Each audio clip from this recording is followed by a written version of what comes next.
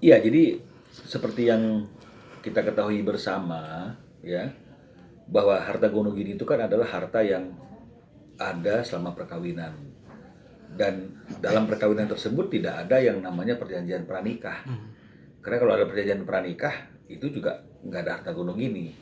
Jadi harta gono gini itu kan lebih pada percampuran harta kekayaan. Nah, jika terjadi perceraian, itu normalnya secara hukum kan eh, harta gono gini ini langsung dibagi dua gitu ya, setengah ya, 50-50.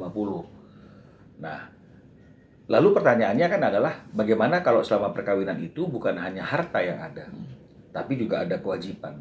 Ya, kewajiban itu bisa saja dalam bentuk KPR ya, atau pembelian sesuatu untuk kepentingan bersama, dan kemudian dua-dua mengetahui ada kewajiban itu, kan begitu ya, hutang selama perkawinan. Ya, normalnya secara aturan dan secara kepatutan kan itu juga harusnya menjadi tanggung jawab berdua, kan begitu. Itu yang ingin saya sampaikan dalam postingan saya ya. Jadi ini sekaligus ada edukasinya juga, dan mungkin semua orang juga sudah tahu ini bukan hal yang baru, kan begitu. Nah, tapi kalau khusus yang berkaitan dengan masalah kasusnya Ruben Onsu, kalau kita bicara mengenai masalah Akta 39 ya, karena kan banyak juga nih para netizen ini bicara tentang harta gunung ini kan begitu ya. Terus juga bicara tentang kewajiban-kewajiban hutang di bank, kan begitu ya. Nah, jadi saya sudah berulang kali mengatakan bahwa kewajiban hutang di bank itu adalah menjadi kewajiban bersama, karena itu hutang yang ada dalam perkawinan. Dan di dalam akta notaris di akad kredit juga dua-duanya membubuhkan tanda tangan. Jadi tidak ada artinya itu pinjaman itu yang tidak diketahui dan disetujui oleh kedua belah pihak. Nah, jadi oleh karena itu ini harus dilihat sebagai kewajiban bersama yang lahir selama perkawinan. Nah, bagaimana kalau telah terjadi perceraian? Kalau telah terjadi perceraian, ya harusnya kewajiban itu juga menjadi tanggung jawab bersama. Bagaimana mekanismenya itu kan tinggal tergantung kesepakatan mereka berdua. Bagaimana bertanggung jawab atas kewajiban tersebut. Nah, banyak cara. Salah satu cara misalnya adalah mengappraise harta-harta yang tidak dibebani kewajiban hutang lagi. Kemudian dihitung berapa harta yang aset yang ada kewajiban, berapa kewajibannya, maka ini bisa dikurangi antara hak dan kewajiban. Jadi kewajibannya ini ditanggung jawabi bersama, maka sisa harta yang sudah nggak dibebani kewajiban itu tinggal bagi berdua, kan begitu. Atau sebaliknya, bagi berdua dulu harta yang sudah tidak dibebani kewajiban, lalu bagaimana untuk harta yang ada kewajibannya, ya sama-sama membayarkan sesuai dengan porsinya masing-masing, dan ketika sudah tidak dibebani kewajiban ya dijual juga bisa dibagi bersama. Nah, namun dalam akta kesepakatan yang dibuat oleh Ruben Onsu kan di akta 39 itu kan di depannya muka dimahnya kan seolah-olah seperti itu ya. Dikatakan bahwa kewajiban-kewajiban itu menjadi kewajiban para pihak. Ya, berarti kan kewajiban suami dan istri.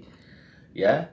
Namun ketika terjadi perceraian, di bawah itu dikatakan bahwa secara teknis yang melakukan pembayaran sampai lunas itu menjadi kewajiban Ruben aja.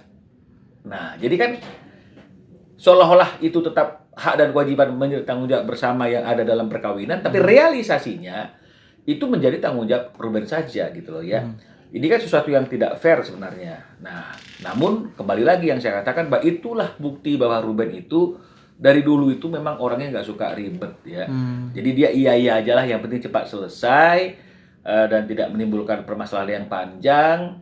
Ya, maunya seperti itu. Tapi kalau faktanya akhirnya terjadi hal yang seperti ini kan sama-sama situasi yang mungkin tidak diprediksi juga oleh Ruben Onsu, kan begitu. Tapi janganlah artinya karena kebaikan hatinya Ruben yang dia nggak mau ribet ya, semuanya diiyain gitu ya, walaupun mungkin nggak sesuai dengan kata hatinya, nggak sesuai dengan aturan, dan kemudian dia juga nggak pernah berpikir ini akan menjadi sesuatu yang seperti apa yang hari ini. Jangan juga kita menjadikan hal itu menjadi senjata kita untuk membuli Ruben, untuk merendahkan Ruben, untuk memojokkan Ruben gitu loh.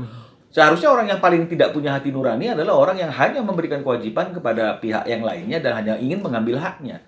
Nah, jadi harusnya janganlah kita artinya menjadikan itu sebagai satu isu yang mencoba kita itu unggul ya dari segi argumentasi ya, karena realitanya kita harus melihatnya seperti apa yang saya ingin sampaikan gitu.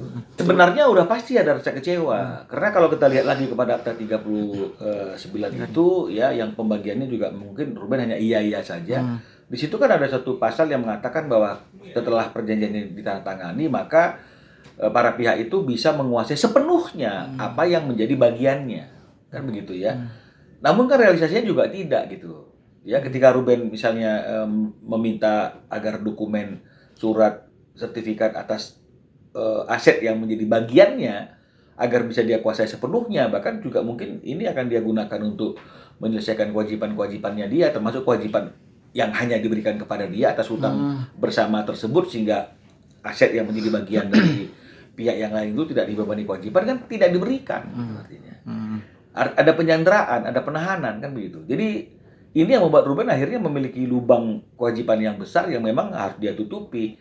Apalagi dia ada musibah karena adanya kondisi karyawan yang dia percaya melakukan penipuan ya, kecurangan gitu ya, dan sudah diproses secara hukum, tapi kan tidak mengembalikan uang-uang yang hilang itu. Nah jadi ya pasti kecewa dong, karena andai kan misalnya semua itu tidak ditangani, tidak tidak ada orang yang ego gitu ya, yang melihatnya semuanya secara material saja, materi saja, kan mungkin akhirnya pasti akan ada solusi. Tapi ya udah, yang adanya hari ini seperti ini ya Ruben akan hadapi saja. Ya, saya heran ya, kenapa orang selalu mengkait-kaitkan dan berpikir automatically gitu ya, bahwa dengan status tersangkanya terus ini akan mempengaruhi. Ya saya heran gitu ya. Ya, kenapa harus ada pendapat seperti itu? Ingat, hukum itu artinya tergantung bagaimana argumentasi orang melihat dan kacamata melihatnya. Jadi tidak artinya itu karena dia tersangka langsung kemudian ada mempengaruhi secara konsentrasi ya, ya, mempengaruhi secara fokus iya. Tapi kalau misalnya mempengaruhi secara langsung kepada proses gugatan hak asuh anak itu, kalau dari kacamata saya ya kan begitu ya, boleh dong berbeda pendapat ya, itu tidak akan mempengaruhi gitu. Kenapa tidak akan mempengaruhi? Saya sampaikan alasannya kenapa. Gugatan hak asuh anak itu ini berkaitan dengan satu, tidak adanya kesempatan yang diberikan oleh orang yang memegang hak asuh itu untuk anaknya bisa berkumpul dengan ayahnya dan ayah bisa berkumpul dengan anaknya.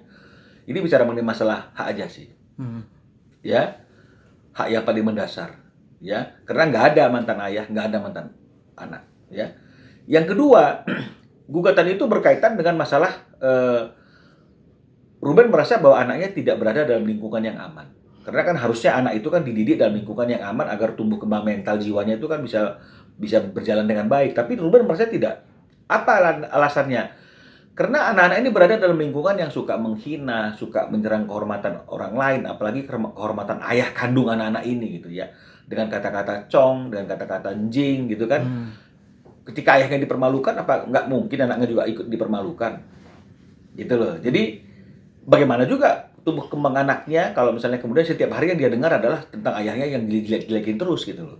Ini lingkungan yang tidak aman. Yang ketiga, dugaan eksploitasi. Ya, Ruben sudah sudah menyampaikan dia tidak setuju bahwa anak-anak itu dilibatkan dalam live TikTok jualan. Karena fungsi anak-anak itu bukan membantu orang tuanya untuk live TikTok, tapi harusnya tugasnya adalah belajar dan memiliki istirahat yang cukup, bermain, kan begitu ya. Tapi kalau misalnya kemudian yang dari sana itu merasa bahwa itu bukanlah suatu eksploitasi, ya itu kan kembali lagi berbeda pendapat.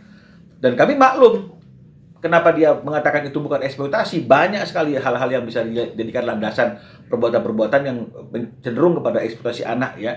Meskipun ketua KPAI bilang itu adalah eksploitasi, ketua Komnas Anak bilang eksploitasi, kalau dia bilang tidak, ya wajar saja. Justru karena dia menganggap itu bukan eksploitasi, maka dia lakukan hal itu. Nah, jadi untuk menentukan apakah itu eksploitasi apa tidak, kan memang kita kan butuh persidangan, butuh proses di peradilan gitu ya. Nah, belum lagi dengan penggunaan uang yang tidak amanah menurut Ruben kan begitu ya, karena nggak dapat dipertanggungjawabkan. Nah, isu-isu ini yang menjadi isu dalam gugatan. Di mana korelasinya dengan Ruben ditetapkan sebagai tersangka? Nggak ada. Apakah dengan ditetapkannya Ruben sebagai tersangka langsung hapus bahwa dia itu ibu yang tidak melarang anaknya atau bukan nih, atau tidak mempersulit anaknya untuk bertemu dengan ayahnya dan sebaliknya? Tidak.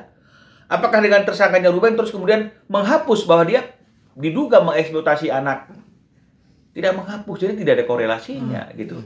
Ya, kalau misalnya ini terkait dengan masalah finansial loh. Sekarang juga Ruben masih mampu secara finansial kalau hanya sekedar membayar biaya anak-anak. Kemarin juga dia tanya ke sekolahnya kan berapa biaya anak-anaknya saja, mungkin sekolah nggak mau terbuka. Dan ditutup agar tidak terbuka kepada Ruben, kan begitu artinya. Nah, jadi ya mau bagaimana lagi? Bukan berarti Ruben nggak mau bertanggung jawab. Nah, jadi ini kan pasti nggak akan ada kaitannya.